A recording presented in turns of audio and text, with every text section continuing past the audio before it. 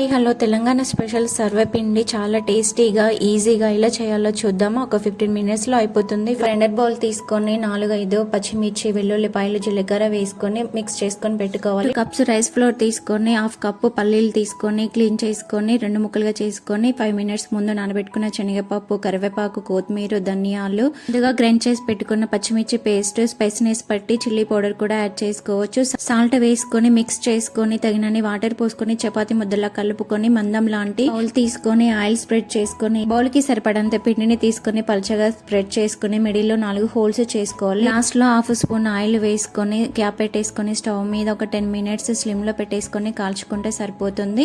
ఈ హోల్స్ ఎందుకంటారా, మంచిగా కాలుతుంది అనేసి హోల్స్ చేసుకుంటారు. అంతే, ఎంతో టేస్టీ సర్వపిండి రెడీ. ఇది ఆయిల్ కూడా ఎక్కువగా పీల్చుకోదు కాబట్టి ఈవినింగ్ పిల్లలకి స్నాక్స్ గా కూడా ఇవ్వచ్చు. చాలా టేస్టీగా ఉంటుంది. ఈ వీడియో కనుక నచ్చినట్టయితే లైక్ చేయండి, షేర్ చేయండి, ప్లీజ్ subscribe.